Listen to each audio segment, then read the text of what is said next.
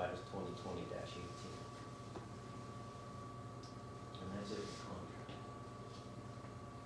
Okay, any questions on these? The Lehigh University contract, the increase in the price, is that just they raised their prices? Or is there changes to what we're asking for? The cost last year is the final cost, but this cost is an estimation, and then it gets adjusted on what we actually use as final services. So does it generally end up being less than the estimation? Do you remember if it was less than the estimation? It's usually pretty close, but I don't remember last year if it went up or down a little bit from the estimation. Is there any change in the contract in terms of what being asked for? No, same. Okay. So, Well, it's interesting because I feel like they were trying to keep our price the same, and I think now they know, oh, they're staying with us now, so we probably have some more room to go up. so, let me ask you a question. Last year when everybody left, I went out the back way, right? Did anybody go out the front gate back out to the main road? Because one of the things that, the first year I think I went up there, is there was plenty of police presence to get us in there. There was no police presence directing traffic to get us out. And that's why I'm asking about the front Oh. way. Out the back door, It's a straight shot. You get out the back and there's no traffic. I went out the front, you remember there I just being remember there being a long line. any I don't police really- directing traffic to help with the, I remember a policeman Yeah. at the red light. Okay. At the red light going. If you come out through Washington, I remember a policeman sitting there, but I honestly don't remember if that was last year or was before. Yeah, I don't remember I seeing any remember, release there, but I didn't leave right away either, so I it don't was just one of know. those sticking points that I don't know, it seemed, It's weird. it was on the way in, they had policemen there, but that's the easy part, right? People come dribs and drabs, right? It's when everybody wants to leave at the same time. I didn't notice there being any issues, like Okay, everyone was okay. filing out. Okay. So if a police officer was there, I don't feel like there would have been anything for the police officer to do, because everyone was just, it was just everyone had to get out the same line. But he yeah. can control the light. As they're controlling the light. They control the If not, light, they can control how much time. And that's what this police officer was doing. Yeah. Okay. All right, as long as, Can, there's no can we real check to see convoys. what the estimate was for last year and to see how it compared to? Do we know, do they have set rates, or do they kind of work this out individually with each school? I don't know how they do other. I'm not, it looks pretty direct when you look at like the usher wages and things, it's to the penny. Cause We're I not- thought there was some, I thought there was another district that was using them that had very different pricing than us, and I think ours was actually lower. But I don't know, so that's what made me think about whether or not they have specific rates for things, or whether they just kind of negotiate in wherever you get them to. Maybe if you were with them longer, your rate is lower. Yeah. That would be the Like a dates grandfather grandfather. rate. Except they keep up with the rates, so then we can convert it back grandfathered, I guess. Yeah. Whatever happened to, were we not going to look at different places, different? I think we should still stores? look at the BPNL center. There's no parking, There's no parking at PPL? terrible parking. Yeah, the high school administration did, look at BPNL, 3 years They ago, didn't 2 years ago. Are you talking about the one up in, They come back to you're talking about the one now? Well, not at Oh. PPL, They have a parking garage, but I think Yes, they but it would doesn't love house enough cars in that parking to garage. live by the hotel. Terrible. I've never There's been there. plenty of Nice parking center, in the aisles bad and part. that. There's plenty of parking. No. Did you get that on tape?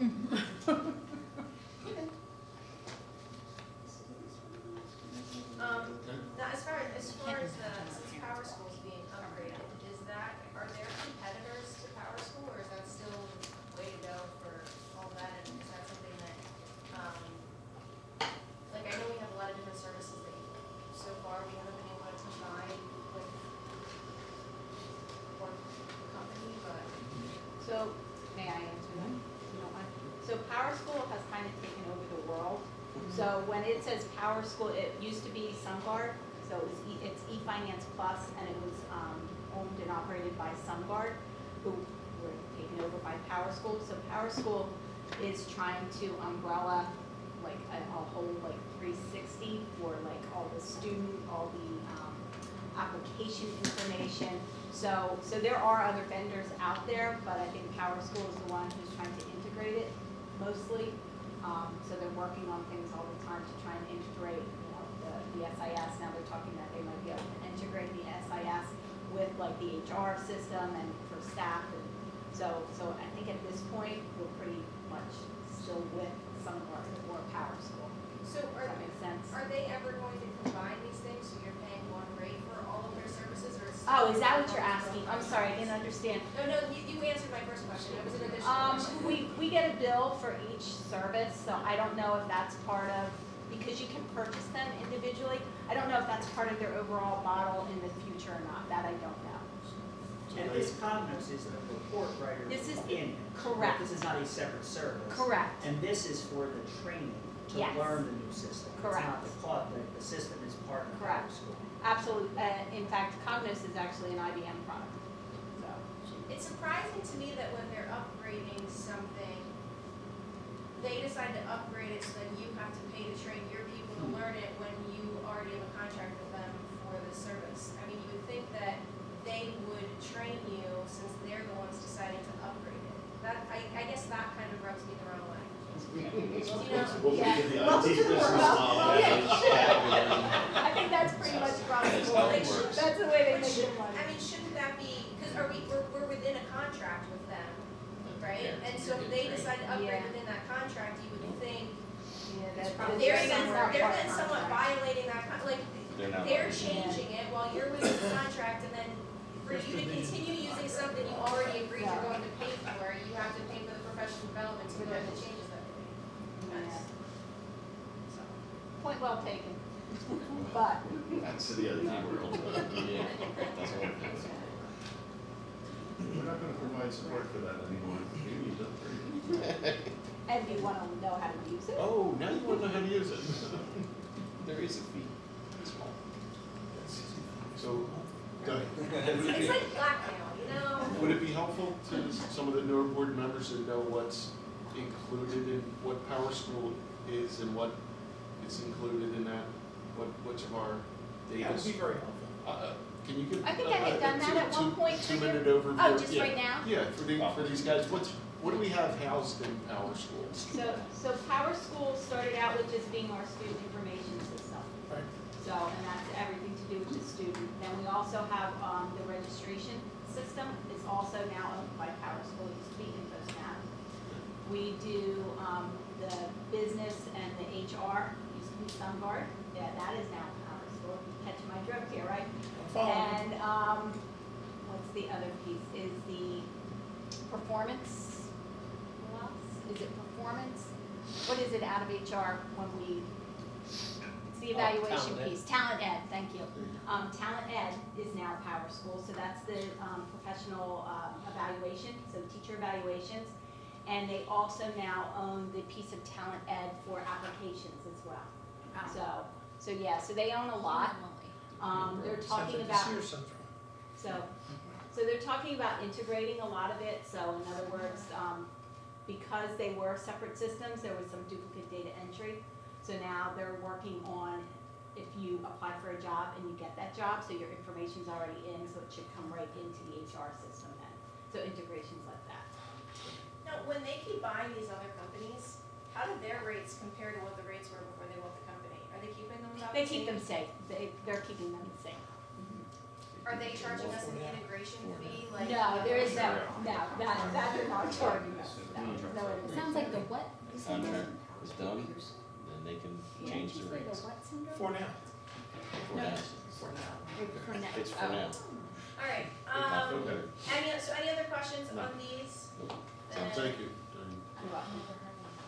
Next We'll item. move on to the student activity account. Okay, the next item is the class of 2023, freshman class this year. They've organized, they have their officers in place now, and they are ready to open their student activity account for their class and start putting money in the bank, I guess, it's many money. So they're up and running and ready to go. So we just need to approve their student activity account, and they're off to the races for the next 4 years. The next item I have is our audit request for proposal. The audit contract we had with Mally ran out with last year's audit. So I have a document in there for a request for proposal for audited services for 4 years. And the request, or the RFP, we'll put out in an advertisement tomorrow. We publicly advertise it. We will put it on our website. And I have a list of auditing firms that do the school districts here in the county that I can send it out to, so that we're sure that we get at least all those firms knowing that we're out in the market for an RFP for a proposal for 4 years of auditing. Do we typically do 4 years? The last one was 3 years, but I looked at some other RFPs that recently went out in the county. One was 4, one was 5. Thought maybe that in theory, the longer we go, maybe the better rates we get. They can lock in their work for the future. So thought maybe we would try 4 this time. Because it's funny because I've also heard the recommendation from some auditors that it's a good idea to rotate so that you have different sets of eyes looking at your books. And so you lock in, and actually, Yeah, you you wanna typically, speak to that? Actually, I've heard that too. yeah, I mean, you typically, this is a little different than the position that I hold as internal auditor. This is obviously being an external auditor coming in. I mean, they do a lot of work and base a lot of their, their, how they audit off of being, independent, obviously, of, they have no relationship to the school, the district, whatever. But to rotate, auditors is a good idea. I don't know if 4 years is too long for an external auditor. I'm sure, well, based on whatever company, they may have different staff auditors that come in and do various things or different things. So you may get, over the course of 4 years, you may get interactions with a couple different people from an auditing firm, a different perspective, a different viewpoint, a different set of eyes to look at something. So that might be something that when you get proposals back, that you probably talk to whoever, the firms about, what's your process for that, or how do you account for something like that, or is it just the same? Are we always going to see the same person? Maybe talk to them about that as Because I a part of think the review process. we've had Mally here for as long as the records indicate, because I think Oh, we asked yeah. that question before, and we don't know when it started, because it's just been as far back as we have Okay. access to information. long. But I'm gonna have to agree. And we always had the same guy who did it all the time, Yeah. and in the last few years, I think he's starting to retire, so now we have a new person, and she's been coming, so she's been doing it the last few years, but it does seem to be that it's always a consistent person. Well, I think that, And I don't know if it's different from company to company though. I think what you're gonna see and through the proposals is the less expensive or cost is gonna be the smaller one, I'm the guy that does everything. I see. So Oh, okay. if you're looking at strictly cost, you're probably gonna see the proposals for smaller external auditing firms to be less. They don't have the same amount of overhead, they don't have the staff to rotate auditors in and out, right. so. And so the bigger firms will rotate auditors on purpose. Oh, yeah, absolutely, Right, so absolutely. it's not like, I've learned a little about the district, so I go back next year. Right, and send right. someone Now, else there is on purpose. there is the other side to that too, where you may have, if the external auditing firm has, you know, a staff, 5, 6, 7 auditors, you know, if someone does have significant expertise in a specific area, and then obviously you either want that person conducting the audit or at least as maybe like a consultant on it, Okay. yeah. Well, are we allowed to build into our RFP a number of, like a lowest number of employees that can rotate or something? I don't know. Just I shooting think that we out could, there. but even like at the tech school, when they've used the same auditing firm, it's been the same person. I know at Palisades, when they used the same company, it was the same person. Yeah. So I would be afraid to limit it in the RFP, and Oh, then we okay. knock out a bunch of the people who would be able to do it. Because Oh. we don't really know Right. you know, how many companies do it that That's a way good versus point. how many don't. And the other side of Right. that coin is that for some reason we don't get along with the auditor, we should have the option to say, I don't want that auditor That's my back. concern with doing a 4-year thing, because I do think Well, since we we have do had, it, we banished them from the building, you know? well, No, I believe, Ow. I believe in that contract, we have a right to terminate. Kind of scared of Bill. is that how the RFP, is that how it would read, would be? Well, no, you would have that in your contract, not in the RFP. But is that, when you're putting out a Oh. 4-year That's- proposal like this, That's good. are you able to just after 2 years say, you know what, or a year, say, you know what, this didn't work out? It's just to get But Or that are that. you breaching that But what contract? I'm You saying would is you put may that not in the have enough contract to employees to sign be able to it. rotate them, even if it's Okay. in your contract. Yeah, you would I mean, you would have to have some basis for that, other saying, I really don't like you. But, you know, That Right. happens, right? That's what I'm You can have you can have a rub of Yeah. personalities. Right. Yeah, We've had absolutely. it with external auditors, and we say, we don't want that In auditor your back. body. You're paying for it. This is Yeah. not a free service. We're Right. paying for it. Yep. So if we don't like who's in here, Yeah, Right, but if as far someone's as an bidding on external something auditor, on you a can, 4-year you can contract, dictate more. their understanding is that they're getting it for 4 years, No, no, so they- they're gonna have some kind You've of gotta right have, with you if they just you've got a terminate it. clause within your 4-year contract that you can cancel out. I mean, you've gotta have that in there. There's no ifs, ands, or buts. But it doesn't state that in the RFP. but then it'll be in the contract. It'll be in the contract, you better be. Yes, but what if there's not enough employees to rotate? Well, that's part of well, your that would have RFP to, process. that would have, You have to do the reviews. yeah, that would be during your evaluation process. That's of the right. Okay, companies. got it. Cause you could This have, is all very. you could have XYZ company that has one person that's gonna do it all, and they're significantly, less expensive than, the other proposals you get for auditing companies that have 3, 4, Mhm. 5 auditors And on with staff, and then you have to, we have to weigh that decision. Oh, that's what That's a big. that's right. The bid. And so what's the recommendation in terms of term? Right, your conversation I'm around okay with 4. term. I don't- I don't have a problem with 4 years. I think Bless that's you. a good timeframe. Bless you. Bless you. I think it's fine. Beyond for 5 makes me nervous. I don't know, like 5 just I think sounds 4 like a years really is long time. reasonable. I 4 think it's is okay, provided unreasonable. that you can refresh.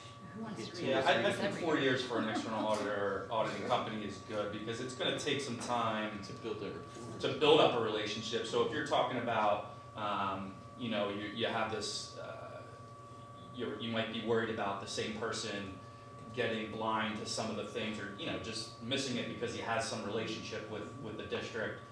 That's gonna take some time to build up that kind of relationship. So 4 years, I don't think that 2 would be a- auditors in 4 years, was that 2 different ones? I Well, don't think Mr. that would be Auditor. Too long. So 4 is good, Yeah, 5 is too long, I think 4 3 is too short. And it doesn't say that really can't come back and put an RFP. Put So a bid wait, in. but Sean, so you've seen, so of the RFPs you've seen going out with districts lately, it's all been the 4 or 5, you haven't seen less than that, they've mostly all been the longer term? Yeah, the 3 that we looked at, I believe were all, one or 2 or 4, and the other one was a 5. Yeah, 2 or 4, one was 5, of the 3 that went out this year, or within last year. Which districts went out this year, do you remember off the top of your head? Palisades, You know what I'm saying? Salverton, and Central Bucks were the 3 RFPs that I had that work from, trying to take a look at. And the majority of this information is just generated straight from what the state requires in our audit, right? The companies obviously come in, and there is a set of information you have to deliver. And all of it is, I mean, for the board members who are familiar with the audit reports that come back, all of that information that is generally pulled is still included within this RFP. Right. And then we just rotate an additional area kind of each year for And them that's part to of that, focus on, yeah. Okay, and 2020-2021 budget. Okay, we'll talk a little bit about the budget tonight. I don't have a lot of, very many new numbers, new year numbers for you at this point. Right now, we are in the process of finishing up the entry from the schools and departments. They're finishing up their budget input into the system. Next week, we start our sit-down meetings with Dr. Gold, myself, the department heads, and Light, our director of finance. And we'll meet with each individual department throughout the next few weeks to go over their budget requests and so forth. HR department is working on the personnel budget at this point in time. I think their deadline is the last week of January to get that information all in and ready for us to take a look at. Once we get through that process, then I'll be ready to start to bring you some actual numbers to look at for 2021 budget. We expect the governor to announce his budget in early February, February 3rd or 4th. And at that point in time, we'll get an estimate of any basic education funding increase we may be looking at, also special education funding, potential increase we may be looking at for that. The teacher's contract calls for the teachers that they would like to retire at the end of this year to let us know by February 1st in order to receive their benefits at the end of their contract year, their payouts. They can still retire, later, but they would lose that right to those monies that they may have built up, sick days and so forth. So this year we should have some information a little early, which is nice. Nice for you. Nice for us to be able to put these things together. So right now we're building expenses, we're building personnel budget, we are building the revenue side of the budget also right now, looking at that, looking at trends and so forth. And I'll share all that information with you as I do it when we start looking at it. So what I want to just share with you tonight, how did we end last year, last year's fiscal year? What did we do with the last year's positive budget variance? Talk a little bit about capital projects and funding. Talk a little bit about how the role of the school board in the budget, some school finance 101, and assumptions for future budget growth. For some of you, it'll be a review. For some of you, it hopefully is very helpful information to get us kicked off and hopefully you find it helpful. I'll try to go as fast as I can because I know from the time you guys are busy. But if I'm going too fast, please stop me. Bill, if I'm going too slow, please do. So how we end up last year? 18-19, our revenues had a positive variance about $3 million, 2.18%. We always shoot for that 2% range for variance. Expenses, we had a positive variance about 2.7 million, right exactly at 2%. The excess revenues over expenditures was just over $5 million, which was about 3.75% of the total expenditures. What we did with that money then, if you remember, we transferred that money to our capital projects fund in order to continue to build that fund up. This is a comparison between 17-18 and 18-19 fund balances at the end of the year. You have your non-spendable fund balance for inventories and prepaid items, and then committed fund balances, a little bit of money for financial software, retirement, then if you'll notice this year, the budget balance line item was removed because we passed a balanced budget with no reserve or fund balance. So that line item is removed, and then the unassigned fund balance, kind of, everything else kind of filters into that. Total general fund balance basically stayed the same because we moved all of our excess money to the capital projects fund. And you can see the capital projects fund grew from 19.7 to 21.5 year to year. Our unassigned fund balance at the 9.9 million is 7% of our budget.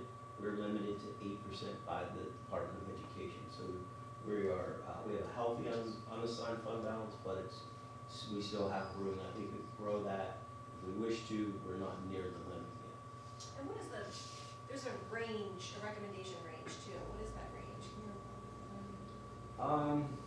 you You can't really go over 8, but I think 6 to 8% is probably healthy. And the only fund balance that is limited by the state is the unassigned. You can commit as much money as you want into capital projects fund balance, or a commitment for something else like we have for retirement. This has been our philosophy on capital projects. It's our goal is to not have to borrow money in order to do our yearly capital projects. Our goal has been to fund that project or those projects through excess monies left over in the general fund budget at the end of the fiscal year, and then those monies transferred to capital projects. Capital projects funding. I have the beginning fund balance, the last few years of history, and our expenditures and our transfers in, and our ending fund balance. As you can see, over the last 4 or 5 years, we've been successful in growing that fund balance for capital projects. In 1920, we started this fiscal year with 21.5 million. We spent almost 4 million. That was the projects that were running from July through the end of the summer. And we just finished those projects up. And then at the end of this fiscal year, you'll see the transfer in number. And then we'll have our ending fund balance at the end of the current 1920 year. This is the forecast. Now, these forecasted numbers are from our old capital projects plan. So we're currently working on a new one with the new company Reynolds. So I put this here in order to keep showing you this, but really we're going to have to update this slide once we get our new numbers. So really, and then this is the same slide looking at it if we were able to add $4 million a year from the transfer from the general fund, how our capital projects fund balance would continue to grow based on those expenditures. But again, we'll be changing all those projected expenditures. This is kind of a new section, role of the school board and the budget. So we know that one of the most important parts of your jobs is to set policy for the school district. Another very important part of your job is to set the budget for us for a fiscal year. Any revenue that is received through a tax, you have to basically approve through the budgeting process. You will pass the budget and pass the tax rates and so forth. So basically, your job is to set that budget spend for the district on both the revenue and the expenditure side. So that's why we will spend so much time in the next 3 to 4 months going through the process, sharing the data with you, sharing where the money comes from, and where the expenditures are going. So your budgetary decisions basically set our path for the future, set the educational goals, set the path. You determine how many teachers we have, how many staff we have, and basically set what we can use. So everything starts with the budget from the financial. So the budget is basically, it's a description of the programs and services that we're going to run in the school district. It is your opportunity to, as a school board, to guide that mission. So a good budget, properly planned and presented, will provide benefits beyond